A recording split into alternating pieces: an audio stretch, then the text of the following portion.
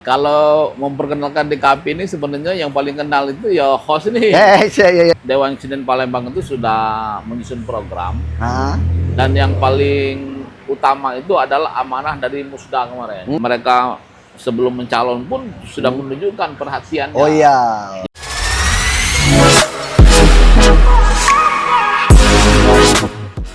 Assalamualaikum warahmatullahi wabarakatuh. Salam budaya untuk kita semua. Selamat pagi warga Palembang, warga Sumatera Selatan. Hari ini kita berjumpa lagi dengan kegiatan yang bertajuk dengan nama Live DKSS. Live DKSS kali ini membahas tentang kemajuan kesenian yang ada di Kota Palembang.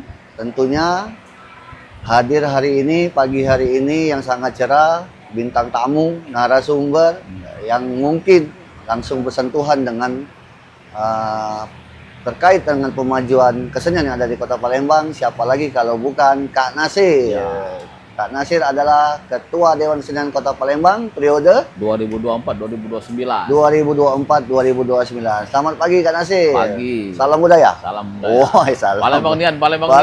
Palembang. Bawa anggota percaya. Ya, lengkap. Ada sekjen, Oh, Waldi. ada sekjen. Ada ketua komite teater. Iya, rame, Pembahasan. iya. Dikepung kami, Cak. Ya, tapi banyak, tapi masih di jalan. Dikepung rame ya. Iya.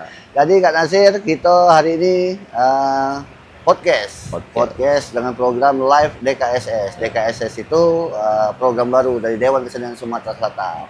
Mungkin karena bicara kesenian Kak ya. Iya. Kita pantun dulu Kak. Pantun. Pantun dulu kita promosiin ya. Aku nyiapin pantun dikit tadi Kak Iya. ya. Wong Palembang seneng makannya es. Selamat datang di live podcast DKSS. Itu baik. Kak Nasir apa kabar Kak Nasir? Baik, aku nak pantun juga. Oh, udah nak bikin. pantun juga. Lanjut. Bukannya berarti tidak kalah-kalah saingan, Iya, iya, Apa iya, kewajiban iya. gitu. Iya, iya, iya, Tidak iya. jadi WPTB, pantun itu wajib. Siap. Laju.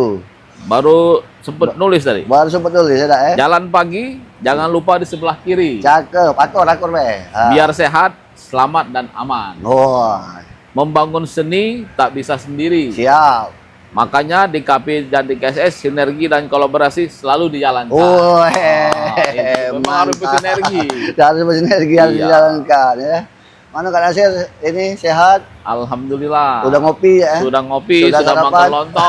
Sudah makan lontong. Jadi kalau sarapan itu jangan jauh-jauh. Apa? Di Gaj Cafe. Yeah, Ada disiapkan iya, menu sarapannya. iya. Lengkap Lontong ya. Lontong ukur ada ayam. lontong, ada Kita burdo. hari ini outdoor Kak Nasir. Outdoor, ya. Outdoor, suasananya di luar. Jadi kita membahas kesenian, Ya. membahas tentang pemajuan kesenian yang ada di Sumatera Selatan. Hari ini temanya khusus Kota Palembang. Ya. Nah, Kak Nasir selaku Ketua Dewan Kesenian Palembang sengaja Ya. kami undang untuk membahas mungkin para pemirsa Ya. nyebutnya ya, pemirsa Pemirsa. ini masyarakat pengen tahu sedikit Ya. banyak terhadap Kak Nasir. Kak, sebelum mulai Kak, coba dulu kenalkan dulu Ya. masa kepengurusan Ya. sehingga sebelum kita mulai kenalkan dulu Dewan Kesenian Palembang itu Kak ke kawan-kawan. Ya. Silakan Kak. Jadi kalau memperkenalkan DKP ini sebenarnya yang paling kenal itu ya host ini. Iya. Karena sebelumnya host ini adalah ketua DKP. Iya. Periode 2019-2024. 24 ya. Walaupun kemudian di tengah perjalanan harus terhenti Iya, sampai selesai. selesai. Tapi bukannya negatif itu. Iya. Karena ternyata naik lebih tinggi, Iya, naik tangga. iya. Di tahun terakhir ya. Ya, jadi Om Didit ini dari DKP ternyata mencalonkan diri sebagai ketua DKSS Ya. dan terpilih, alhamdulillah. Ya. Artinya DKP kosong Siap, mulai. ya. Karena DKP kosong kemudian diserahkan caretakernya kepada Hasan, sekarang ketua komite Ya. teater. Ya. Lalu sampai pelaksanaan musda karena belum terlaksana sampai waktunya pemilihan itu dipilih lagi caretaker. Caretaker. Itulah Raden Genta Laksana. Iya. Nah, musda 28 Oktober kemarin 2024 sebenarnya banyak calon itu. Oke. Tapi mungkin waktu di musda itu yang daftar itu cuma Siko. Oh, calonnya banyak. Iya. Yang daftar cuma Siko. Cuma Siko. Ya. Akhirnya peserta yang seniman Palembang ini secara aklamasi musyawarah mufakat Oke. menentukan bukan menunjuk Nah. karena hanya satu calon jadi aklamasi waktu itu Iya. saya terpilih Iya. untuk membentuk kepengurusan periode 2004-2019. Sampai Iya. sekarang sudah terbentuk. Sudah terbentuk Ya, pengurusan ada baru. sekjennya Paldi Oh. Ronaldo, dibantu oleh bendaharanya Om Kris, Om Kris, itu ya. seniman film, Ya. dan beberapa pengurusan itu ada 6 komite sesuai dengan cabang seni, Iya. dibantu oleh 4 komite lainnya. Iya. Ada komite kerjasama bidang Iya. humas dan publikasi, Iya. dan juga ada program Oh, ada dan program. Litbang. Iya. Ya, Artinya sekarang seniman masyarakat Kota Palembang sudah memiliki sudah memiliki kepengurusan Dewan Kesenian yang baru periode 2024, 2029. Walaupun dilantiknya tahun 2025. Oh, dilantiknya kapan Kak? 2025. 2025. Alhamdulillah berarti Ya, Kak ya. alhamdulillah. Selamat kami dari Dewan Kesenian Sumatera Selatan mengucapkan selamat buat Kak Nasir dan pengurus. Semoga dalam menjalankan organisasi makin semangat dan makin memperjuangkan kawan-kawan seniman yang ada di Palembang. Yang pasti ujungnya membanggakan pemerintah, masyarakat, dan kawan-kawan Ya, lembaga. karena memang Dewan Kesenian itu ya bukan memikirkan pengurus, Iya. tapi memikirkan seniman. Iya, deh. Seniman itu yang ada di Sumsel, di Palembang khususnya ada 6 cabang tadi. Iya. Ada musik, Ada musik, teater, teater, ada film, ada sastra, sastra, ada seni rupa, seni rupa. gitu kan. Iya. Dan, Musik, dan dan semuanya itu ya Iya. tergabung di Iya. Dewan Kesenian Palembang. sastra dan seni rupa, musik, film, tari, Tari, ya. dan teater. Ya. Ada 6. Kak Nasir, mungkin kita di podcast pagi ini membahas strategi. Strategi karena Kak Nasir dan pengurus dapat amanah mengemban kepengurusan Dewan Kesenian Palembang. Mungkin langsung to the point baik, Kak. Kalau bahasa Palembang langsung to the point, kami sudah menyiapkan beberapa pertanyaan ringan, Kak. Nggak tahu jawabnya ringan apa tidak. Mudah-mudahan ringan. Mungkin Tapi ringan. serius jawabnya. Serius ya. Mungkin Kak langsung Kak kawan-kawan mungkin bertanya nitip dari panitia dan pengurus nitip bagaimana? Yang pertama, pertanyaan pertama Kak, bagaimana Dewan Kesenian Palembang ke depan mengoptimalkan seniman lokal? Ya. Seniman lokal dalam keterlibatannya pengembangan, pelestarian, dan pemajuan kesenian yang ada di Palembang. Jadi artinya kita punya seniman, kita punya sumber daya, bagaimana kita mengoptimalkan? Mungkin Kak Nasir selaku ketua dan pengurus punya strategi-strategi yang pernah dibahas di tingkatan pengurus. Silakan Kak. Ya.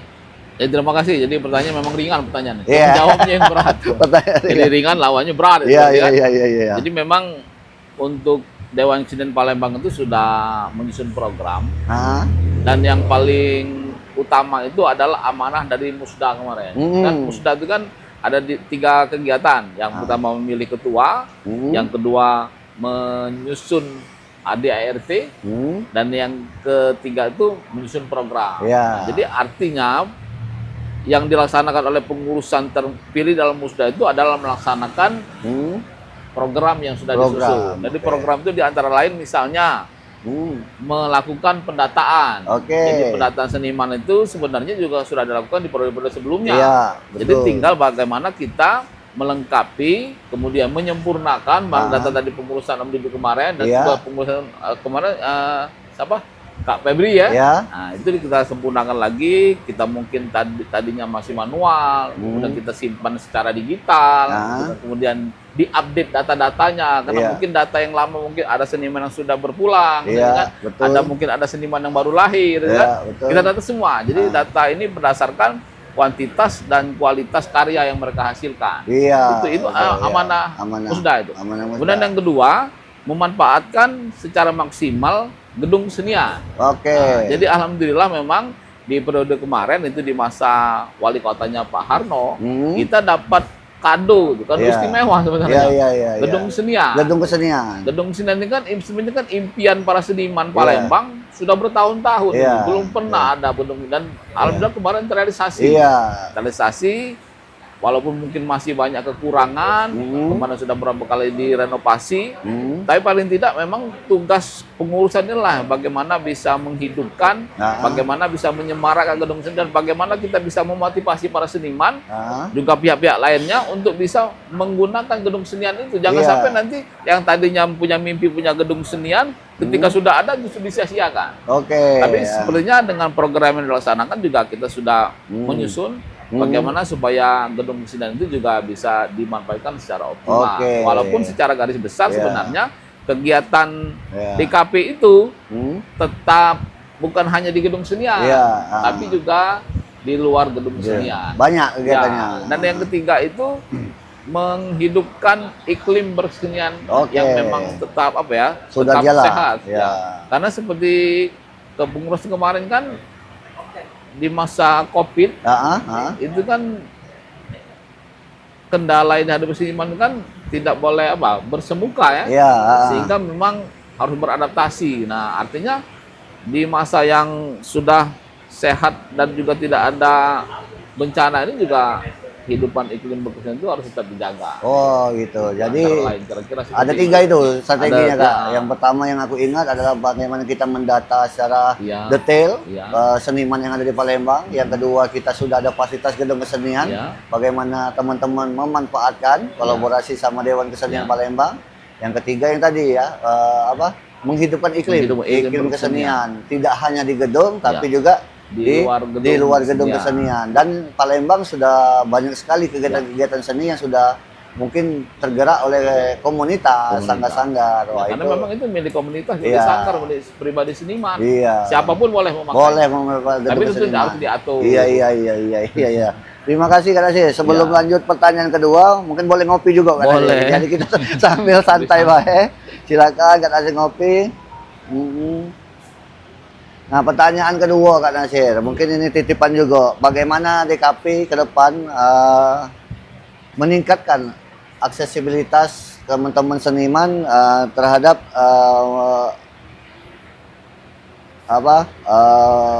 meningkatkan aksesibilitas masyarakat dalam maupun pendidikan untuk terlibat di pendidikan kesenian. Jadi selain kita seniman ini, mungkin pertanyaan yang bagi teman-teman itu seniman itu orang yang sudah berkesenian. Gedung kesenian milik sanggar dan seniman yang bisa memanfaatkan. Nah, sekarang Dewan Kesenian Palembang punya program atau strategi apa? Pelibatan masyarakat untuk akses bisa masuk, dia belajar kesenian, dia bisa memanfaatkan gedung kesenian, dan bagaimana Dewan Kesenian Palembang punya strategi tidak bagaimana melibatkan masyarakat luas terhadap pemajuan kesenian ini. Jadi kan di awal itu juga disebut oleh Om Didi bahwa kalau kita berbicara tentang kesenian itu kan ada melindungi, ada melestarikan, ada memanfaatkan. Nah, artinya setelah seni itu bisa kita lindungi, bisa kita lestarikan, tentu kan bermanfaat, artinya revitalisasi. Nah, ketika ini direvitalisasi, maka artinya seni itu memberikan manfaat lebih yang dirasakan oleh masyarakat. Artinya seniman pun juga tidak boleh hanya seni untuk seni, seni hanya untuk seniman, tapi seni itu adalah untuk masyarakat. Artinya ketika karya itu dihasilkan oleh para seniman dari 6 cabang tadi, mereka bisa dinikmati dan dirasakan oleh masyarakat. Jadi manfaat. Ada manfaatnya. Jadi direvitalisasi. Nah, yang diutamakan tentunya adalah seni tradisi. Seni tradisi. Karena bagaimanapun kita bicara tradisi kan berbicara berhubungan dengan identitas. Jadi kita masyarakat Palembang itu apa identitasnya? Apa seni tradisinya? Di bidang tari, di bidang musik, di bidang film, di bidang teater, di bidang sastra, itu kan? Di bidang seni rupa. Nah, itulah yang akan terus digali nanti sehingga akan dirasakan oleh masyarakat, dan juga nanti tentunya perlu media nih. Perlu media. Tentunya kan supaya bisa lebih mencapai masyarakat luas, bukan hanya di masyarakat Palembang, bukan hanya di Sumsel, mungkin di masyarakat seluruh dunia, kan global nih sekarang nih. Maka kita nanti juga akan menyiapkan media, website. Nanti website khusus yang menginformasikan seni, seni budaya yang ada di Palembang, yang ada di Sumsel, yang ada di Indonesia, dan mungkin bisa diakses dimanapun. Karena sekarang eranya udah digital. Dan nanti juga akan mengiringi media sosialnya. Semua platform itu mungkin akan kita siapkan. Jadi nanti DKP akan membuat website khusus untuk informasi terkait kesenian. Nah, kalau ditanya nanti program yang seperti itu apakah tidak terbentuk, karena yang masalah utama kan anggaran. Jadi kalau kita bicara soal anggaran sudah stop gitu kan. Nah, tapi paling tidak kita ada informasi dan gambar gembira itu adalah bahwa wali kota kita saat ini Pak Ratu Dewa dan Pak Prima Salam, pasangan RDPS itu, ketika mereka sebelum mencalon pun sudah menunjukkan perhatiannya. Jadi beliaulah yang kemarin itu juga ikut menandatangani fakta integritas yang akan memajukan seni dan budaya yang ada di Palembang. Khususnya seni itu termasuk memanfaatkan Iya. gedung kesenian, Ah, menghidupkan iklim berkesenian, untuk pasar-pasarnya kegiatan aktivitas lainnya, dan juga menyiapkan anggaran khusus untuk mantap. pengurus. Iya, itu komitmen Bapak Komitmennya, wali dan kota. bukan hanya pengurus berarti, Iya, nanti iya, iya, seniman iya, juga iya, masih iya, akan iya. merasakan.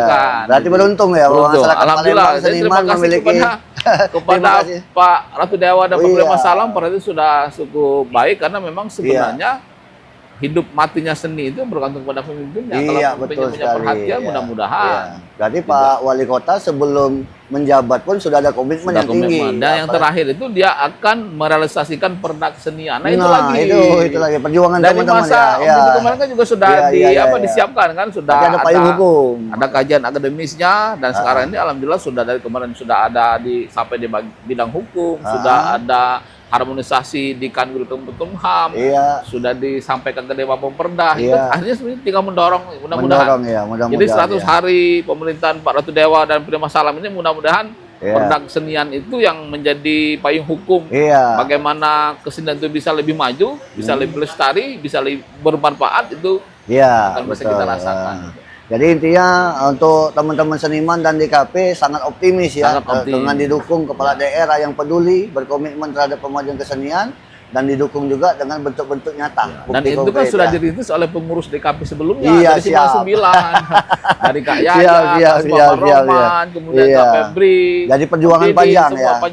Perjuangan panjang sampai saat ini ya. Jas merah, jangan melupakan sejarah. Iya. Nah, berkaitan dengan itu Kak Nasir, mungkin pertanyaannya berkaitan dengan pertanyaan pertama dan kedua. Mungkin bagaimana Dewan Kesenian Palembang ini upayanya mendorong kolaborasi, artinya berarti kan tidak mesti Dewan Kesenian Palembang bekerja sendiri. Selain ada pengurus, ada sanggar-sanggar, dan bagaimana ini strategi apa yang akan diterapkan teman-teman Dewan Kesenian Palembang untuk mendorong kolaborasi, bukan hanya pengurus, tapi juga bagaimana ke senimannya, ke sanggar-sanggar, ke masyarakat, ke pemerintah, ke pihak-pihak luar, eksternal, bahkan bila perlu ke internasional.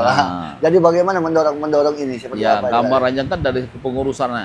Di kepengurusan itu ada bidang humas dan media massa. Bidang humas dan media massa. Ada lagi bidang kerjasama. Jadi memang itu yang nanti akan menjadi motor utama ini, bagaimana membangun sinergi dan kolaborasi dengan berbagai pihak. Dan kemarin sudah dirintis sebenarnya, misalnya kemarin dengan organisasi kepemudaan Grand Generation. Itu apa namanya? Mereka Grand Generation. Itu mereka adalah kelompok pelajar yang peduli lingkungan, yang kami melaksanakan Hari Dunia kemarin. Green Generation. Green Generation itu di Gedung Ili Barat 1. Ya, itu yang pertama. Kemudian sudah pernah kolaborasi. Kolaborasi. Dan kemarin yang kedua lewat Kasta. Komunitas Seniman Tari. Yang kemarin. Ketua Kasta itu juga di DKP adalah ketua komite tari. Jadi sebenarnya apapun yang dilakukan oleh komite komunitas seniman tari itu juga itu kerja DKP. Karena di logonya kan ada juga. Jadi artinya memang itu salah satu bentuk kecil kolaborasi. Bagaimana berkolaborasi antara komunitas-komunitas dengan Dewan Kesenian Palembang. Harapannya semakin lama semakin meningkat. Kedepannya juga kita dengan berbagai organisasi, dengan perguruan tinggi, dengan PGRI, dengan pihak-pihak lain, dengan UMKM, kan bagaimanapun memang seperti seni rupa, misalkan itu juga memerlukan, dan mereka juga ada yang menggeluti bidang UMKM. Ada juga. Makanya nanti di Dewan Kesenian Palembang itu karena ada bidang usaha, kita juga akan membentuk koperasi. Bentuknya bagaimana sehingga koperasi ini beranggotakan semua seniman, bukan pengurus. Jadi semua seniman yang terdaftar di Palembang tadi adalah anggota koperasi. Nah, ini nanti kita bawa kemana? Ke berbagai pihak. Bagaimana, apa yang bisa mereka bantu, apa yang bisa mereka fasilitasi untuk para seniman, bukan untuk pengurus. Seniman juga bisa punya koperasi. Punya koperasi. Itu yang pusatnya ya di DKP itu. Berarti sudah banyak bentuk-bentuk kolaborasi yang sudah dijalankan yang akan dilaksanakan nanti. Yang sudah maupun yang akan. Wah, luar biasa ini Dewan Kesenian Palembang ini. Kita lanjut lagi Kak Nasir, boleh ya Kak Nasir ya? Sambil ngopi boleh. Ini kopi dari Sumsel. Sumsel ya? Brand baru kemarin. Mantap ini kopi Kak Nasir. Jadi membuat kopi ini juga seni juga nih. Buat kopi. Seni meracik kopi. Kak Nasir, Ini ada pertanyaan lagi, bagus juga pertanyaannya. Mungkin pertanyaan ringan. Mungkin dari kaitan penjelasan tadi, mungkin kita lanjut. Apakah Dewan Kesenian Palembang juga memiliki strategi bagaimana mengembangkan infrastruktur kesenian? Jadi mengembangkan infrastruktur kesenian mungkin pendukung kesenian yang namanya seniman, komunitas tentunya memiliki selain fasilitas gedung. Mungkin tadi kan sudah dibicarakan banyak tangkai atau komite-komite kan. Mungkin seni rupa dia butuh fasilitas pendukung pameran. Yang ada musik mungkin dia butuh fasilitas pendukung studio musik. Mungkin yang teman-teman lain mungkin butuh fasilitas pendukung lainnya seperti seni pertunjukan dan lain. Apakah Dewan Kesenian Palembang memiliki konsep strategi atau keinginan ke depannya kan? Ya, ke depannya juga akan melakukan itu. Jadi kan juga Pak Ratu Dewa kemarin juga sudah punya program bagaimana dia bisa membangun pusat-pusat seni di berbagai titik dan lokasi. Dari Pak Wali Kotanya. Dan sebenarnya kan beberapa waktu lalu juga sudah disiapkan beberapa titik paket-paket untuk kegiatan seni ini. Misalnya di bawah jembatan Ampera itu ada panggung seni. Itu bisa dimanfaatkan. Di bawah jembatan Ampera. Bagaimana kita mengelola, meng-hire para seniman untuk bisa tampil di sana. Lalu di seputaran dinas kebudayaan juga ada beberapa spot tempat juga bisa digunakan. Lalu di Lawang Borotan, di Gedung Senian, dan juga di Balai Prajurit juga nanti bisa digunakan. Dan artinya memang banyak tempat yang bisa digunakan, dan memang apabila perlu kita juga bisa bekerja sama dengan pihak-pihak lain. Bisa dengan restoran, bisa dengan hotel. Kerjasama bagaimana di hotel itu sudah ada fasilitas. Sudah ada fasilitas. Mereka menyediakan spot dan slot waktu untuk para seniman tampil di sana. Tentunya dengan berbagai perjanjian karena jangan sampai juga seniman juga tidak mendapatkan apa-apa, tapi juga mereka bisa mendapatkan pendapatan yang cukup lah dari aktivitas. Artinya teman-teman DKP siap memfasilitasi, berinteraksi dengan pihak-pihak yang mempunyai fasilitas pertunjukan. Artinya kan ini kan berhubungan dengan pariwisata juga. Kalau pariwisatanya maju, hotelnya juga banyak yang datang, restoran juga banyak pengunjungnya, yang mungkin seniman juga nanti punya peluang dan kesempatan untuk bisa tampil di sana. Termasuk juga mungkin dengan WO sehingga bisa menampilkan seni-seni. Jangan sampai nanti ini kan yang tampil tuh seni tari India. Balik-balik kolaborasi kolaborasi dengan banyak pihak dan dibangun komunikasi barangkali. Baik yang memiliki fasilitas maupun yang memiliki kemampuan untuk fasilitas. Mungkin karena saya satu lagi mungkin ini terakhir pertanyaan kita yang terakhir, bagaimana teman-teman Dewan Kesenian Palembang setelah tadi Kak Nasir menceritakan strategi, pengembangan dan upaya-upaya, mungkin pertanyaannya bagaimana nanti pengurus Dewan Kesenian Palembang itu mengukur keberhasilan. Mengukur keberhasilan apakah dari sisi pengurusan maupun pemajuan kesenian maupun iklim kesenian.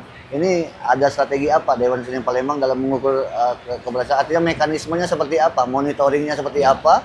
Evaluasinya seperti apa? Apakah mingguan, bulanan, tahunan? Atau ada strategi yang bisa disampaikan? Dengan anggaran dasar biar kita ada tolak ukur. Ada itu memang seperti zaman jadi juga kan ada rakerda Jadi rakerda itu 1 tahun sekali itu menyusun program ke depan dan juga mengevaluasi yang programnya sudah sebelumnya. Sehingga nanti kalau program sebelumnya ada yang belum terrealisasi, bagaimana bisa direalisasikan di program atau waktu-waktu berikutnya.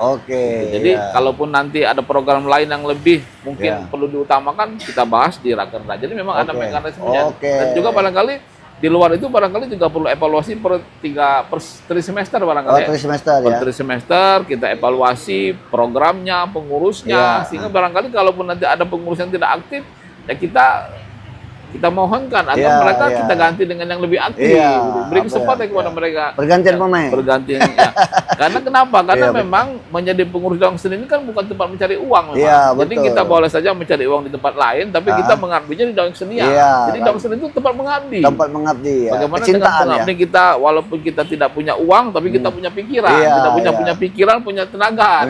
Pikiran, tenaga, ide. Punya teman, gagasan, punya relasi. Sehingga bisa membangun, akhirnya program itu bisa terrealisasi. Jadi kalau kita mengharapkan di Dewan Kesenian dapat uang, memang dari pengalaman agak sulit namanya kita kan pengabdian. Di tempat lain, mencari uang di tempat lain. Kita mencintai kesenian itu seperti itu. Itu luar biasa. Jadi untuk evaluasinya dari amanah anggaran dasar ada 1 tahun sekali, 1 tahun namanya rapat kerja. Rapat kerja. Dan 3 bulan sekali mungkin secara internal ngumpul. Itu yang sudah kita lakukan selama ini sebenarnya. Ya. Karena memang dalam metode organisasi kan seperti itu kan. Iya. Ada perencanaan, ada aksi, ada evaluasi. Memang harus ada evaluasi. Iya. Dan kalau tidak ada evaluasi, siapa yang bisa mengukur keberhasilan kita? Iya. Kalaupun mungkin ketuanya yang kurang berhasil, mungkin bisa dimusdalup nanti kita. Silakan kalau mekanismenya ketuanya yang dievaluasi. Yang dievaluasi. Oke. Karena kan pikiran. Iya. Wah, seru sekali. Terima kasih Kak Nasir kehadirannya di podcast pagi hari ini di acara Live DKSS. Mungkin kami kasih kesempatan kalau memang masih ada closing statement di podcast pagi ini terkait Dewan Kesenian Palembang, terkait pemajuan kesenian, terkait apa yang mungkin ingin disampaikan ke masyarakat. Mungkin kami kasih kesempatan terakhir untuk closing statement dari Kak Nasir. Terima kasih. Jadi kami harapkan kepada semua pihak, terutama Dinas Kebudayaan, Dinas Pariwisata, Dinas Pendidikan, dan dinas-dinas lainnya yang barangkali bisa membersamai kami dalam melaksanakan tugas selama kepemimpinan ini. Kami akan berterima kasih, akan sangat berterima kasih kalau semuanya berkenan berkolaborasi dan bersinergi, termasuk juga dengan kepala daerah Pak Ratu Dewa dan Pak Prima Salam.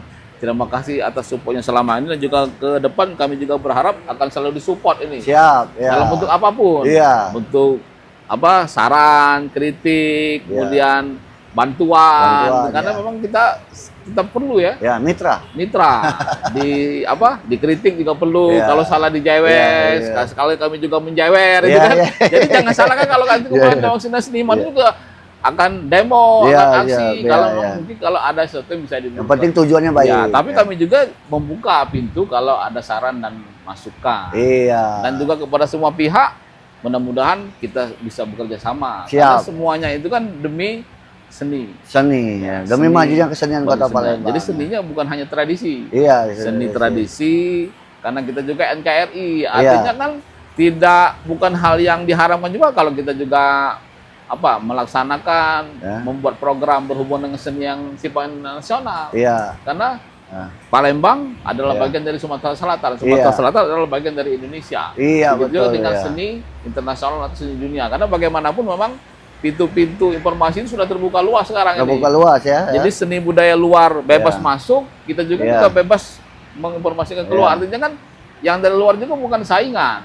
Tinggal bagaimana kita menyiapkan bahwa anak-anak muda kita, anak-anak usia masih SD, SMP, mereka kenal, dekat, dan akrab dengan seni kita, tapi juga mereka tidak asing dengan seni nasional maupun internasional. Seperti itu. Oke, terima kasih Kak Nasir. Dan terakhir dengan Dewan Kesenian ini. Dewan Kesenian Sumsel siap membantu, siap berkolaborasi.